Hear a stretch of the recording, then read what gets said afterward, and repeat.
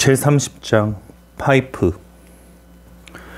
스터브가 떠난 뒤 에이헤브는 잠시 뱃전에 기대 서 있었다. 그러다가 요즘 늘 그랬듯이 당직 선원을 불러 밑에 내려가서 고래뼈 의자와 파이프를 가져오겠다.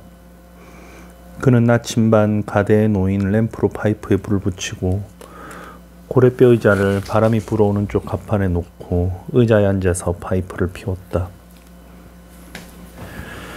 옛날 북유럽인의 전성기 때 바다를 사랑한 덴마크 왕들의 옥자는 웹불고래의 엄니로 만들어졌다는 이야기가 전해 내려온다. 그렇다면 지금 고래뼈로 만든 삼각 의자에 앉아있는 에이헤브를 보고 그 의자가 상징하는 왕위를 어떻게 연상하지 않을 수 있겠는가.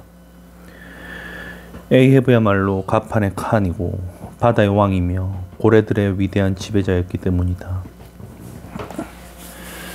몇 분이 지났다. 그동안 짙은 연기가 그의 입에서 끊임없이 빠르게 뿜어나왔다가 다시 바람에 날려 그의 얼굴로 돌아갔다. 마침내 그가 파이프를 입에서 떼고 혼잣말로 중얼거렸다. 어찌된 일인가. 이제 담배를 피워도 위로가 안 되는군. 오, 내 파이프여.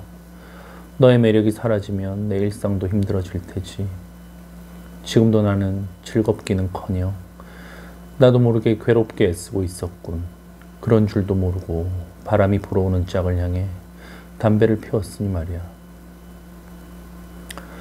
게다가 그렇게 신경질적으로 내뿜었으니 죽어가는 고래처럼 내가 마지막으로 내뿜은 담배 연기도 가장 힘차고 고통으로 가득 차 있는 것 같았지. 이 파이프가 나하고 무슨 상관이람? 이건 마음의 평온을 얻기 위한 도구일 뿐이야. 나처럼 흐트러진 청회색 머리카락이 아니라 부드럽고 하얀 머리카락 사이로 부드럽고 하얀 연기를 피워 올려야 제격이지. 이젠 담배를 피우지 않겠어. 그는 아직 불이 붙어있는 파이프를 바다에 던졌다. 담뱃불이 파도 속에서 칙칙 소리를 냈다. 그 순간 가라앉는 파이프가 만들어낸 거품이 배를 때렸다. 에이헤브는 모자를 푹 눌러쓰고 비틀거리며 갑판 위를 걸어갔다. 제31장 매부 여왕. 이튿날 아침 스터브는 플래스크에게 다가가서 말을 건넸다. 이봐 왕대공. 정말 이상한 꿈을 꾸었는데 이런 꿈은 처음이야. 노인네의 뼈다리는 자네도 알고 있겠지. 글쎄 그 다리로 걷어차이는 꿈을 꾸었지 뭔가. 나도 되받아치려고 했는데 놀랍게도 내 다리가 쏙 빠져버리는 거야. 그뿐이 아니야.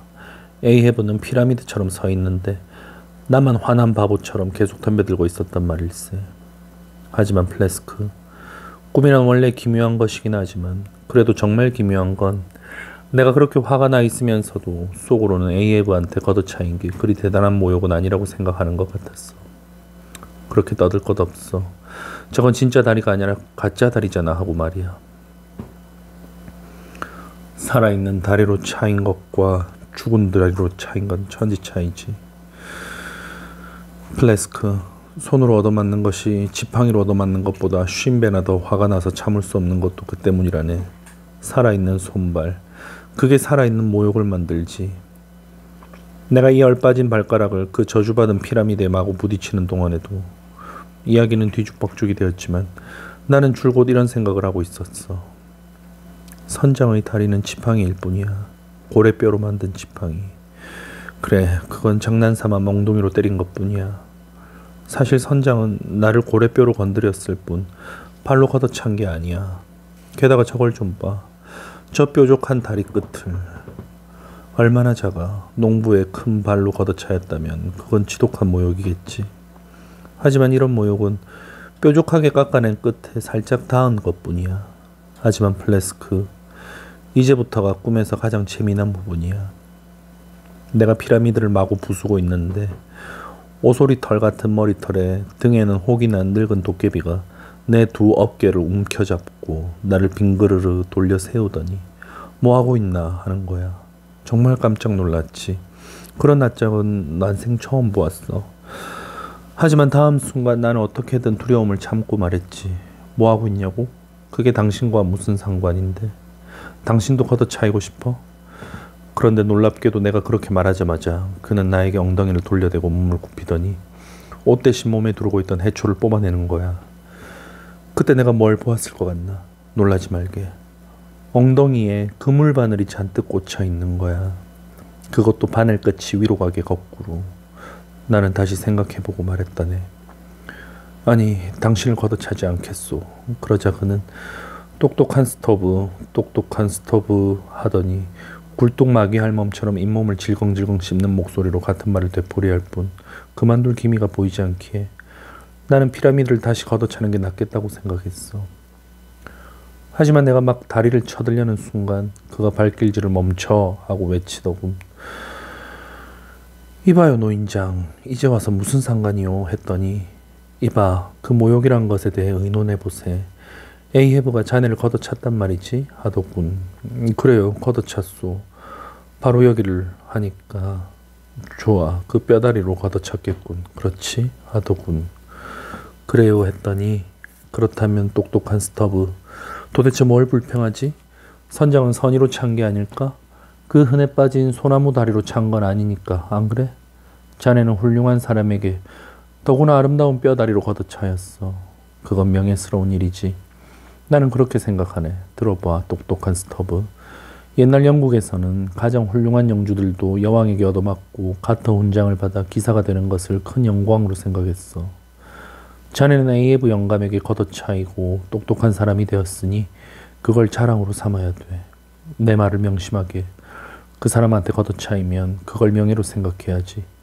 반격한답시고 되받아 차면 안 돼. 그렇게 해봐야 아무 소용도 없을 테니까 말이야. 똑똑한 스터브, 저기 피라미드가 보이지 않나? 이 말과 함께 그는 갑자기 기묘한 형체로 변하더니 공기 속으로 사라져버렸다네. 코를 골면서 몸을 뒤척이다가 정신을 차려보니 그물 침대 속에 누워있더군. 플래스크, 이 꿈을 어떻게 생각하나? 모르겠는데요. 개꿈 같기도 하고. 그럴지도 모르지. 하지만 플래스크, 그 꿈이 나를 똑똑한 사람으로 만들었어. 저기 에이헤브가 서서 고물 쪽으로 곁눈질로 바라보고 있는 게 보이나? 플래스크, 저 노인네는 그냥 혼자 내버려두는 게 상책이야. 무슨 말을 해도 절대 성급하게 대꾸하면 안 돼. 이봐, 선장이 뭐라고 외치는 거지? 잘 들어봐.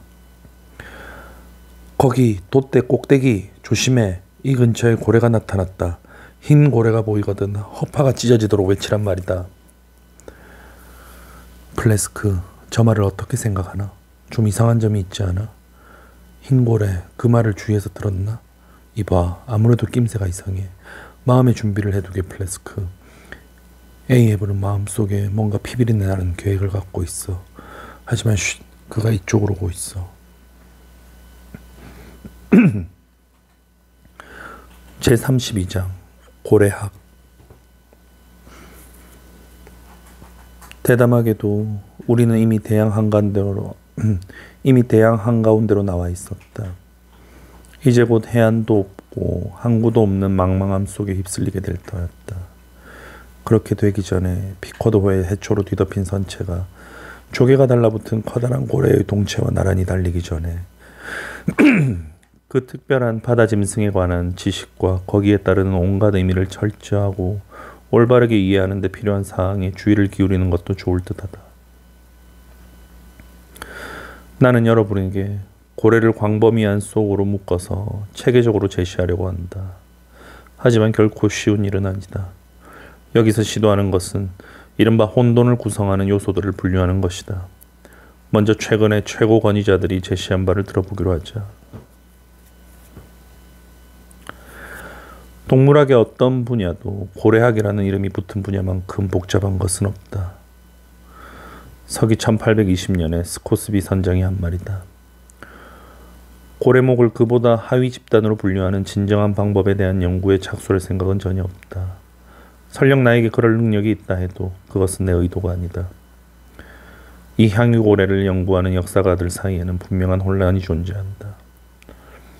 1839년에 외과의사 빌이 한 말이다. 깊이를 알 수 없는 바닷속에서 우리의 탐구를 계속하는 것은 부적절하다. 고래를 가리고 있는 베일을 우리의 지식으로는 꿰뚫을 수 없다. 가시나무가 흩뿌려진 벌판. 이 모든 불완전한 학설들은 우리 박물학자들을 괴롭힐 뿐이다. 위대한 퀴비에와 존 헌터 그리고 레송 같은 동물학과 해부학의 권위자들이 고래에 관해 한 말이다. 그런데도 고래에 대해 정말로 알려진 것은 거의 없지만 고래에 관한 책은 풍부하다. 고래에 관한 학문인 고래학도 소규모지만 존재한다. 고래에 관해 다소라도 글을 쓴 사람은 지위가 낮은 사람과 높은 사람, 옛날 사람과 요즘 사람, 육지에서 생활하는 사람과 바다에서 생활하는 사람을 모두 합하면 아주 많다.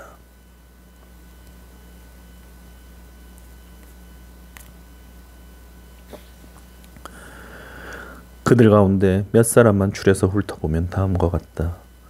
성서의 저자들 아리스토텔레스, 플리니우스, 알드로반디, 토머스 브라운, 게스너, 레이, 린네, 론델레티우스, 윌로비, 그린, 아르테디, 시벌드, 브리송, 마튼, 라스페드, 보나티에르, 데마레, 퀴비에 남자, 프레데리크 퀴비에, 존 헌터, 오원, 스커스비, 빌, 베넷, 존 로스 브라운, 조지프 하트, 옴스테드, 헨리 티치버. 하지만 이들이 고래에 관한 글을 쓴 궁극적이고 일반적인 목적이 무엇이었는지는 앞에서 인용한 발췌록이 보여줄 것이다. 이들 고래에 관한 저자들 중에서 5원 이후의 사람들만이 실제로 살아있는 고래를 보았으며 그 중에서도 작살잡이를 직업으로 삼아 고래잡이에 종사했던 사람은 스코스비 선장 한 사람뿐이다.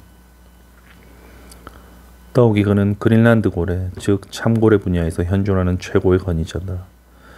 하지만 스코스비도 거대한 향유고래에 대해서는 아무것도 모르고 그래서 아무 말도 하지 않고 있다. 사실 향유고래에 비하면 그린란드 고래는 언급할 가치도 없다. 여기서 한 가지 말해두고자 하는 것은 그린란드 고래는 바다의 왕좌를 약탈한 자라는 점이다. 그 고래는 가장 큰 고래도 아니다. 하지만 그린란드 고래가 바다의 제왕을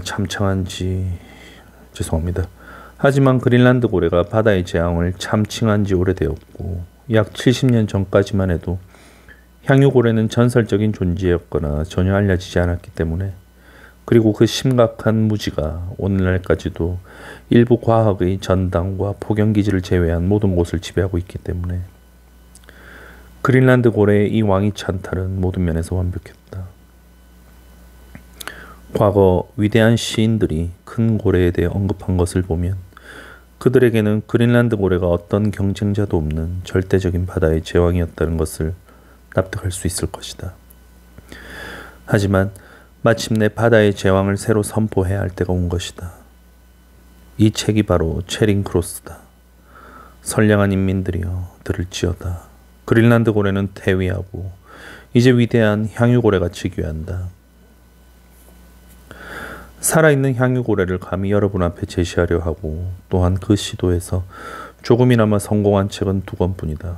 그것은 빌과 베넷이 쓴 책이다. 그들은 둘 다 영국의 남양 포경선의 전속 의사였고 둘 다 정확하고 믿을 만한 사람이었다. 그들의 책에서 향유고래에 관한 독창적인 문제를 많이 찾아볼 수 없는 것은 당연하다. 책의 내용은 대부분 과학적 기술에 한정되어 있지만 질적으로 매우 뛰어나다.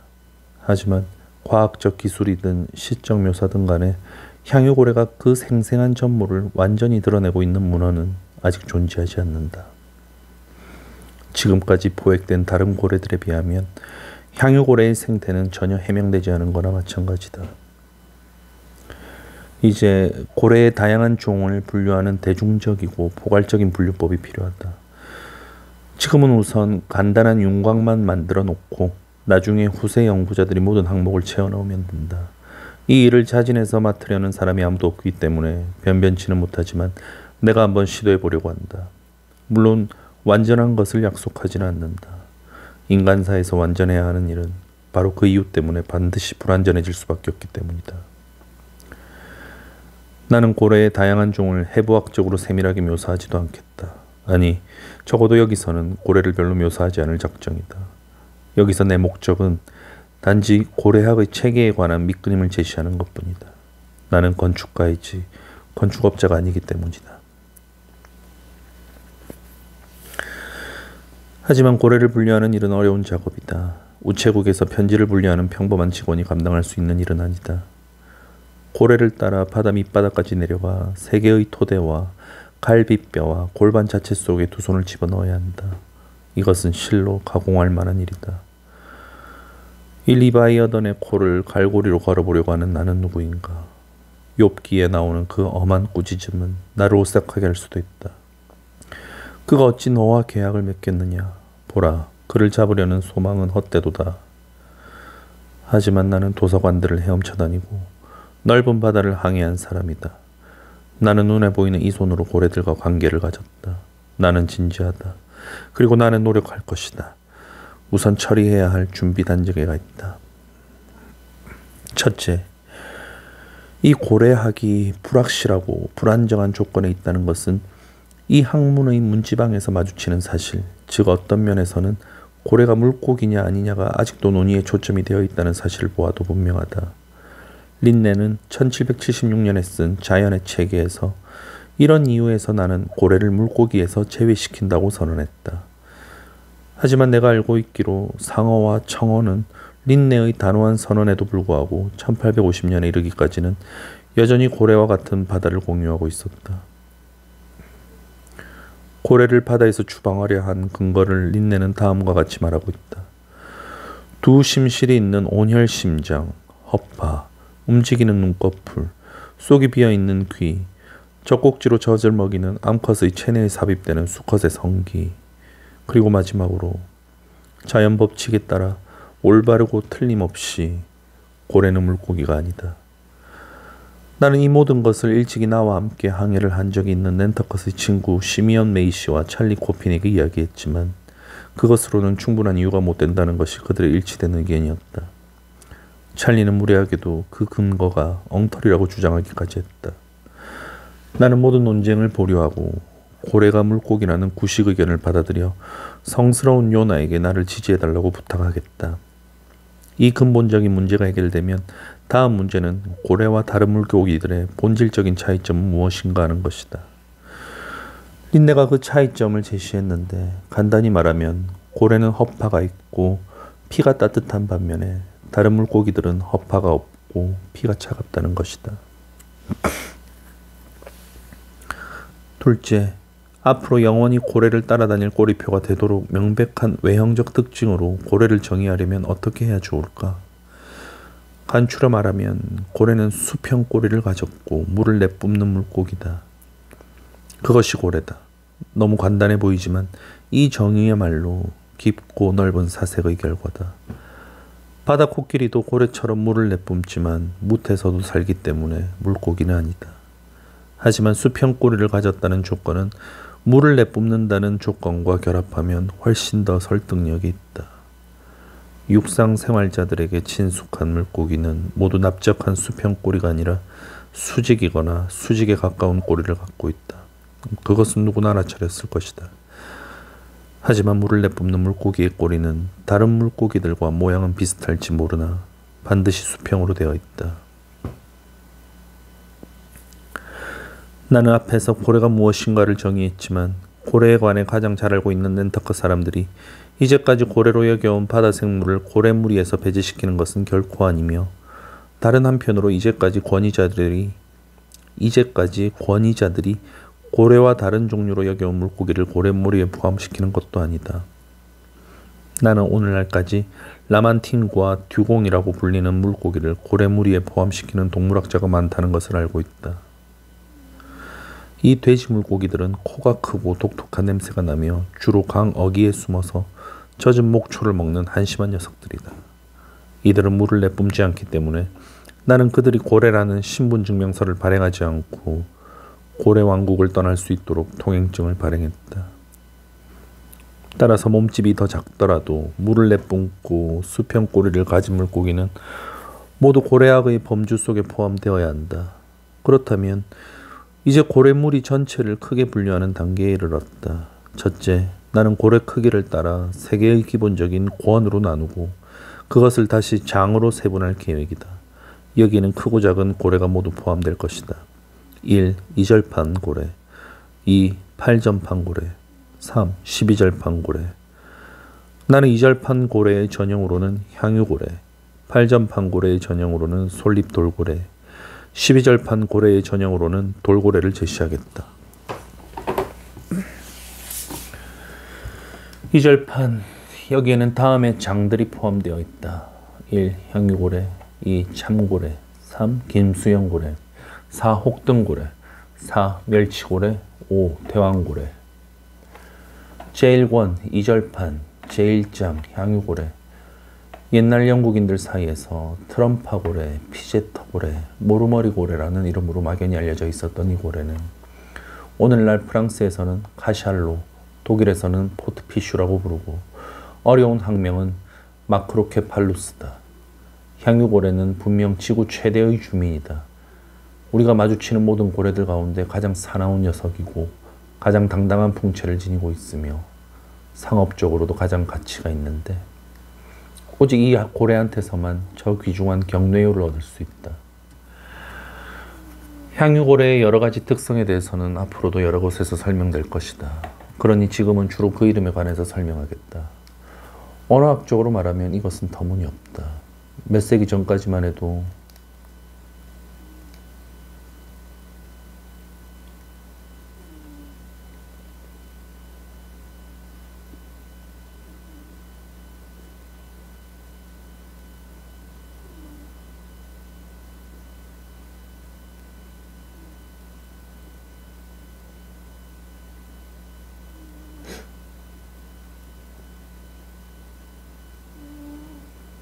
다시 읽겠습니다.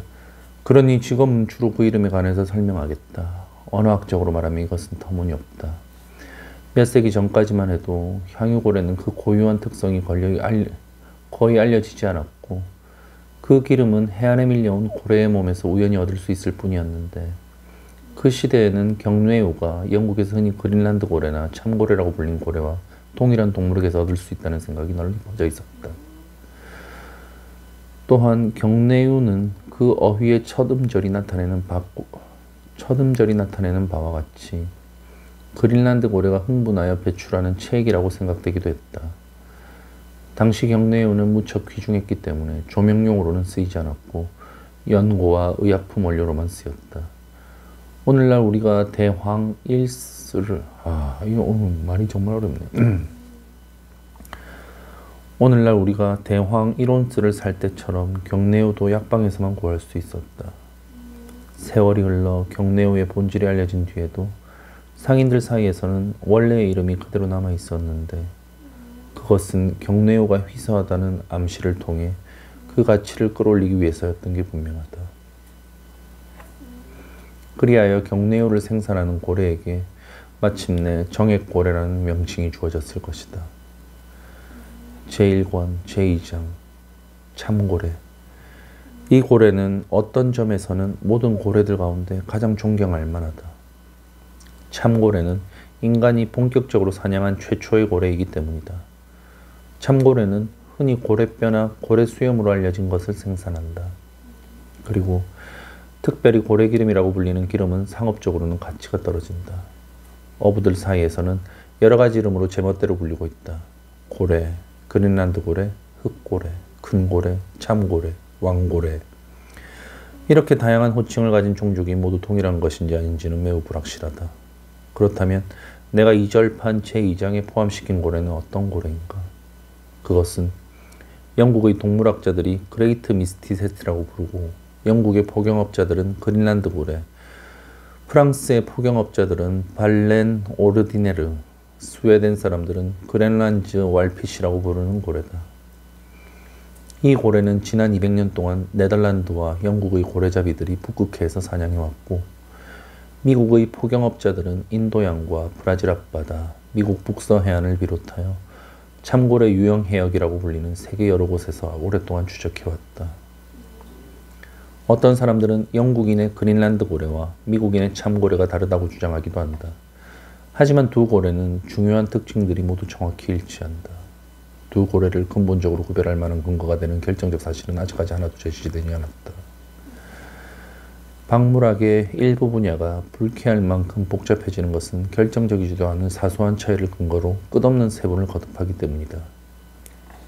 참고래는 나중에 향유고래를 설명할 때 좀 더 자세히 언급하겠다. 제1권 2절판 제3장 김수염고래. 이 항목에서는 등지느러미, 높은 물줄기, 키다리 등 여러 가지 이름으로 알려진 고래를 다루려고 하는데, 이 고래는 세계의 거의 모든 바다에서 목격되며 뉴욕 항로에서 대서양을 횡돌하는 선객들은 멀리 떨어진 곳에서 이 고래들이 내뿜는 물줄기를 자주 목격하게 된다. 몸 길이와 수염에서는 참고래와 비슷하지만 몸통 둘레가 참고래보다 작고 빛깔이 밝아서 올리브색에 가깝다. 커다란 입술은 서로 엉켜있고 비스듬히 포개진 굵은 주름들로 이루어져 있어서 굵은 밧줄 모양을 하고 있다. 이 고래는 가장 두드러진 특징인 등 지느러미 때문에 뚜렷이 식별되는데, 이 지느러미는 길이가 1m 안팎이고 등 뒤쪽에 뿔처럼 곱게 뻗어 있으며 그 끝부분이 매우 날카롭게 뾰족하다. 이 고래의 다른 부위가 바다에 잠겨 보이지 않을 때에도 이 지느러미만은 해면 위에 돌출해 있는 것을 분명히 볼 수 있다. 바다가 알맞게 잔잔하고 잔물결이 고리를 이루며 둥글게 퍼져나가고 해시계의 바늘과 같은 이 지느러미가 주름진 해면 위에 그림자를 던질 때, 지느러미를 둘러싸고 있는 둥근 수면은 바늘과 시간이 새겨진 해시계 문자방과 비슷해 보인다. 이 아하스의 해시계에서는 그림자가 종종 뒤로 가기도 한다.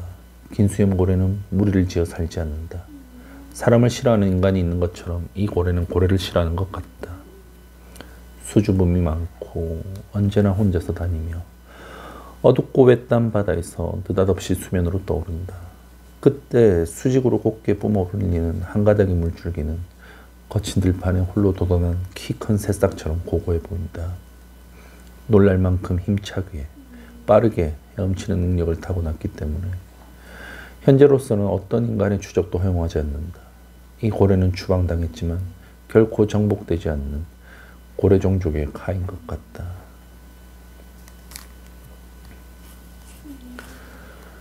그 표시로서 해시계 바늘 같은 지느러미를 등에 짊어지고 다니는 것이다. 입안에 수염을 갖고 있어서 이따금 참고래와 더불어 이론상 수염고래라고 불리는 종에 포함되기도 한다. 이른바 수염고래에는 여러 변종이 있는 것 같은데 그 대부분은 거의 알려져 있지 않다. 넓적 코고래와 주둥이고래, 창머리고래, 아래턱고래, 돌기고래 등 몇 가지가 어부들이 붙인 이름이다. 수염고래라는 명칭과 관련하여 매우 중요하기 때문에 말해두어야 할 것이 있다. 이 명칭이 일부 고래를 언급할 때 매우 편리하긴 하지만 수염이나 혹이나 지느러미나 이빨 따위를 근거로 고래를 분류하려고 시도하는 것은 그 두드러진 부위나 특징이 고래가 제시하는 다른 어떤 객관적인 신체적 특징보다 본격적인 고래학 체계의 토대를 제공하는데 분명히 더 적합해 보이는데도 불구하고 헛수고에 지나지 않는다. 이것은 왜냐하면 수염, 혹, 지느러미, 이빨은 좀 더 본질적인 다른 부위의 구조적 성질과는 관계없이 모든 종류의 고래들 사이에 무차별로 뒤섞여 있는 특징들이기 때문이다. 예를 들면 향유고래와 혹등고래는 둘 다 혹을 갖고 있지만 두 고래의 유사점은 그것뿐이다. 한편 혹등고래와 그린란드고래는 둘 다 수염을 갖고 있지만 두 고래의 유사점도 그것뿐이다. 위에서 언급한 다른 특징들도 마찬가지다. 그 특징들은 다양한 종류의 고래에서 불규칙적으로 결합되어 나타난다. 또는 어떤 고래의 경우에는 한 가지 특징이 불규칙하게 고립되어 나타나기도 한다. 그것이 너무 자의적이기 때문에 그런 특징을 토대로 형성된 일반적인 체계화는 일절 허용되지 않을 정도다. 고래학자들은 모두 이 암초에 부딪혀 난파하고 만다. 고래의 내부 조직, 즉 해부학적 구조에 바탕을 두면 올바른 분류법을 발견할 수 있을 거라고 생각할 수도 있다. 하지만 그것도 아니다. 예를 들면 그린란드 고래의 몸속에 있는 무엇이 수염보다 더 인상적인가? 하지만 우리는 수염으로 그린란드 고래를 정확하게 분류할 수 없다는 것을 알았다. 다양한 고래의 뱃속으로 들어간다 해도 고래학을 체계화하려는 사람이 거기에서 발견할 특징들은 이미 열거한 외적 특징의 50분의 1만큼도 쓸모가 없을 것이다. 그렇다면 어떻게 하면 좋은가? 고래의 거대한 덩치를 통째로 붙잡고서 그 크기에 따라 대담하게 분리해 나가는 수밖에 없다. 그래서 여기서는 서지학적 분류법을 채택한 것인데 이것이야말로 실행할 수 있는 유일한 방법이고 그렇기 때문에 성공할 수 있는 유일한 방법이다. 그러면 좀 더 나아가 보자. 제1권 2절판 제4장 혹등고래. 이 고래는 북아메리카 해안에 자주 나타나며 그곳에서 자주 포획되어 장구로 끌려온다. 이 고래는 행상인이 커다란 등집을 짊어지고 있는 모양을 하고 있기 때문에 코끼리 고래나 성체고래라고 부를 수도 있을 것이다. 어쨌든 널리 알려진 이름은 혹등고래이지만 이 고래를 다른 고래와 구별짓는 데는 충분치 않다. 향유고래도 크기가 좀 작기는 하지만 혹을 가지고 있기 때문이다. 혹등고래의 기름은 별로 가치가 없다. 혹등고래도 수염을 갖고 있다. 혹등고래는 모든 고래 가운데 가장 장난을 좋아하고 쾌활한 편이어서 다른 어떤 고래보다 더 경쾌한 거품과 하얀 물보라를 일으킨다. 제1권 2절판 제5장 멸치고래. 이 고래에 관해서는 이름밖에 알려진 것이 없다. 나는 홍곳 앞바다에서 멀리 떨어져 있는 이 고래를 본 적이 있다. 수줍은 성격이어서 사냥꾼만이 아니라 철학자들도 피하는 버릇이 있다. 겁쟁이는 아니지만 등을 빼고는 몸의 어느 부위도 아직까지 보여준 적이 없다. 등은 길고 날카로운 산등성이처럼 물 위로 올라온다. 이 고래에 대해서는 나도 이 정도밖에 모르며 다른 사람들도 마찬가지다. 제1권 2절판 제6장 대왕고래. 역시 수줍음이 많아서 숨어 지내기를 좋아한다. 이 고래는 유황색 백살을 가지고 있는데 그것은 더 깊이 잠수하다가 밑바닥에 배를 긁혔기 때문일 것이다. 이 고래는 거의 눈에 띄지 않는다. 적어도 나는 멀리 떨어진 남양에서만 이 고래를 보았고 그것도 언제나 먼 거리에서만 보았기 때문에 겉모양을 자세히 살펴볼 수도 없었다. 이 고래는 추적당하는 일도 없다. 작사를 꽂으면 줄을 끌고 달아나 버린다. 대왕고래에 대해서는 괴기한 이야기가 많다. 잘 가라 대왕고래여. 나는 너에 대해 이 이상의 진실을 말할 수 없다. 가장 나이 많은 낸터크 사람도 마찬가지일 것이다. 이것으로 제1권 2절판은 끝나고 이제 제2권 8절판이 시작된다. 8절판, 제2권을 4절판이라고 부르지 않는 이유는 명백하다. 이 등급의 고래는 2절판 고래보다 몸집이 작지만 형태는 2절판 고래를 일정한 비율로 축소해 놓은 것처럼 유사성을 가지고 있다. 그런데 2절판 책을 축소한 형태인 제책업자의 4절판 책은 2절판 책의 모양을 유지하지 못하는 반면 8절판 책은 2절판 책의 모양을 그대로 유지하고 있다. 여기에는 중간 크기의 고래가 포함되는데 그 중에는 다음과 같은 고래들이 있다. 1번 솔잎돌고래, 2번 흑고래, 3번 웹불고래, 4번 번고래, 5번 상어고래. 제1권 제1장 솔잎돌고래. 숨소리인지 그냥 내뿜는 소리인지 모를 요란한 울림소리 때문에 육지 사람들의 입에 자주 오르내린다. 이 고래는 심해의 주민으로 잘 알려져 있지만 대개는 고래로 분류되지 않는다. 하지만 고래의 두드러진 특징을 모두 갖추고 있기 때문에 박물학자들은 대부분 솔잎돌고래를 고래로 인정해왔다. 이 고래는 8절판 정도의 크기로 몸 길이는 4.5m에서 7.5m까지 다양하고 허리둘레도 그만하다.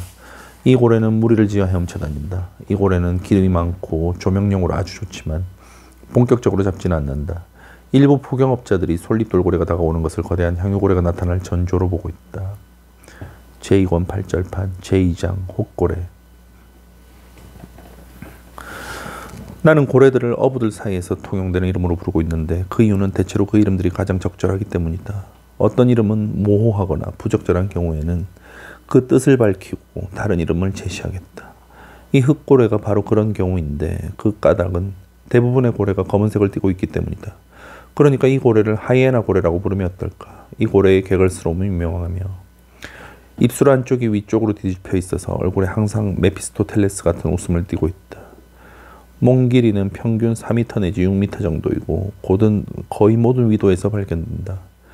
헤엄칠 때 갈고리 모양의 등 지느러미를 드러내 보이는 특이한 버릇이 있는데 이것이 매부리 코와 비슷해 보인다. 돈벌이가 시원치 않으면 향유고래 사냥꾼들도 가정용 싸구려 기름을 확보하기 위해 흑고래를 잡을 때가 있다.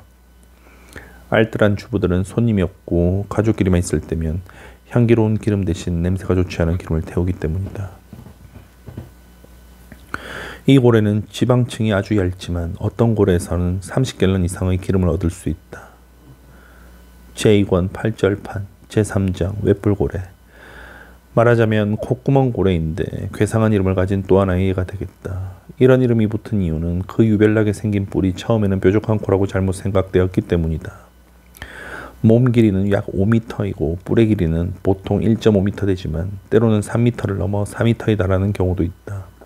엄밀히 말하면 이 뿔은 송곳니가 자라난 것이며 턱에서 수평보다 조금 아래로 기울어진 선을 따라 길쭉하게 뻗어 있다. 하지만 그것이 왼쪽에서만 자라기 때문에 서투른 왼손잡이처럼 보이게 하는 좋지 않은 효과를 낸다. 이 상아 같은 뿔 또한 창의 정확한 존재 이유가 무엇인지는 말하기 어렵다. 이 뿔은 황새치와 돛새치의 칼날처럼 쓰이는 것 같기도 한다. 웹뿔고래가 먹이를 찾으려고 바다 밑바닥을 파헤칠 때 뿔을 갈기처럼 사용한다고 말하는 선원들도 있지만 찰리 코피는 이 고래가 얼음을 꿰뚫을 때 뿔을 사용한다고 말했다. 즉 북극해에서 수면 위로 올라오다가 수면이 얼음으로 덮여 있는 것을 발견하면 뿔로 얼음을 깨뜨린다는 것이다. 하지만 이런 추측들 가운데 어느 것이 정확한 것인지는 입증할 수 없다. 이 한쪽으로 치우친 뿔을 웹뿔고래가 실제로 쓰든 안 쓰든, 쓰고 있다면 어떤 용도로 쓰든지 간에 팸플릿을 읽을 때 종이 집게로 사용하면 아주 편리하겠다는 것이 내 생각이다. 나는 웹뿔고래가 송곳니고래, 뿔고래, 일각수고래라고 불리는 것을 들은 일이 있다. 아무튼 이 고래는 동물계의 거의 모든 왕국에서 발견되는 유니콘 숭배의 기이한 사례다. 은둔한 학자들한테 얻은 지식에 따르면 옛날에는 이 바다 유니콘의 뿔이 훌륭한 해독제로 간주되어 이 뿔로 조제한 약이 엄청나게 비싼 값으로 팔렸다고 한다. 또한 이 뿔을 증류하여 휘발성 방향염을 만들어 부인들이 기절했을 때 약으로 쓰곤 했는데 그것은 마치 수사슴의 뿔로 정력제를 만드는 것과 마찬가지였다. 원래 이 뿔은 그 자체가 아주 진귀한 물건으로 여겨졌다. 옛 문헌에 따르면 프로비시아의 용감한 배가 템스강을 따라 내려갈 때 엘리자베스 여왕이 그리니치 궁전 창문에서 보석으로 장식한 손을 흔들며 배웅했다고 한다. 그 항해에서 돌아온 마틴 경은 여왕 앞에 무릎을 꿇고 웹뿔고래의 유별나고 기다란 뿔을 바쳤다. 이 뿔은 그 후 오랫동안 윈저성에 걸려 있었다고 한다. 어느 아일랜드의 저자는 레스터 백작도 여왕 앞에 무릎을 꿇고 유니콘의 성질을 가진 육상 동물의 뿔을 여왕에게 바쳤다고 한다. 웹뿔고래는 매우 눈길을 끄는 생김새를 갖고 있는데 우윳빛 바탕에 원형 또는 타원형의 검은 반점이 찍혀 있어서 꼭 표본처럼 보인다. 기름은 맑고 순도가 높아서 품질이 매우 좋지만 양이 적다. 그리고 잡히는 일도 드물다. 주로 극지 부근의 바다에서 발견된다. 제2권 8절판 제4장 범고래. 이 고래에 대해서는 낸터커 사람들도 잘 알지 못하며 전문 박물학자들은 전혀 모른다. 내가 먼 거리에서 본 경험을 토대로 말한다면 크기는 얼추 솔잎돌고래와 비슷하다. 성질이 매우 사나운데 식인종 같은 고래라고 할 수 있다. 이따금 이절판 고래의 입술을 깨물고 그 광포하고 힘센 동물이 괴로워서 죽을 때까지 거머리처럼 달라붙어 떨어지지 않는다. 이 고래는 잡힌 적이 없고 따라서 어떤 종류의 기름을 가지고 있는지도 알 수 없다. 이 고래의 이름에 대해서는 이의를 제기할 수 있다. 그런 이름이 주어진 근거가 불분명하기 때문이다. 우리는 모두 육지에서나 바다에서나 살해자다. 나폴레옹과 상어도 물론 여기에 포함된다. 제2권 8절판 제5장 상어고래. 이 신사는 꼬리 때문에 유명한데 적을 공격할 때 꼬리를 매처럼 사용한다. 이절판 고래의 등 위에 올라타서는 그 꼬리로 찰싹찰싹 때리면서 헤엄쳐간다. 그것은 학교 교사들이 출세하는 방법과 비슷하다. 상어고래는 범고래보다 훨씬 덜 알려져 있다. 둘 다 무법자들이며 무법의 바다에서는 더욱 그렇다.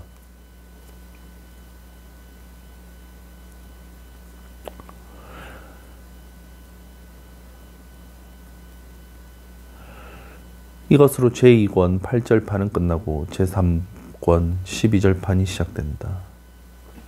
12절판, 여기에는 몸집이 작은 고래들이 포함된다. 1. 만세돌고래, 2. 해적돌고래, 3. 흰 주둥이 돌고래. 이 문제를 특별히 연구할 기회를 갖지 못한 사람들에게는 몸길이가 대개 1m 내지 1.5m 정도의 물고기를 고래에 포함시키는 것이 이상하게 여겨질지도 모른다. 고래라는 낱말은 통속적인 의미에서 항상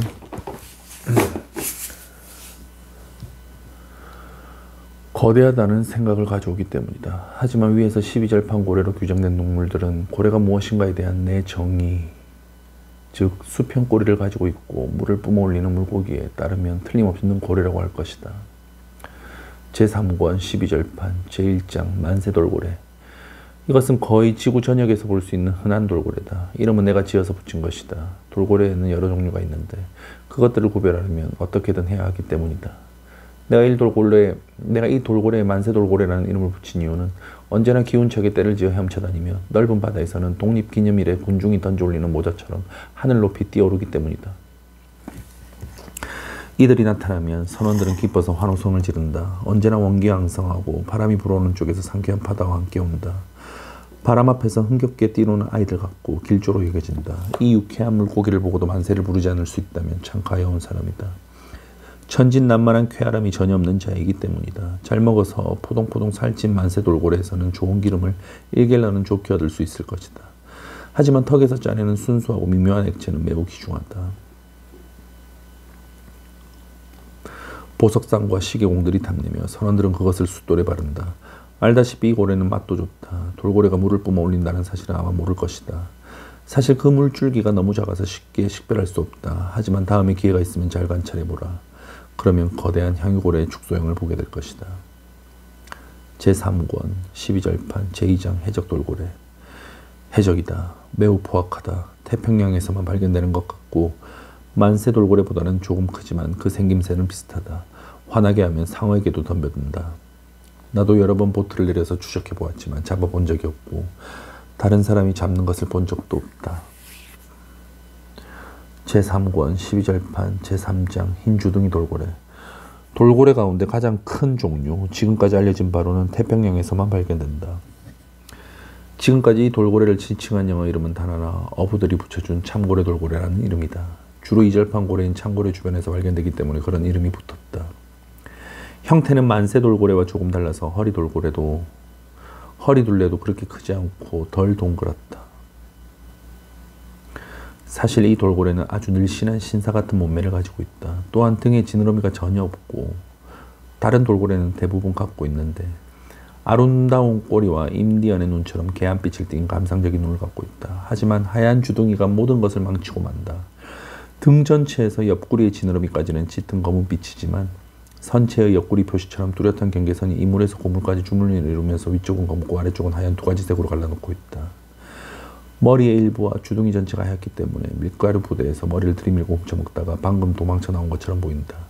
가장 천박하고 하얀 모습이다. 이 고래의 기름은 흔한 돌고래의 기름과 비슷하다.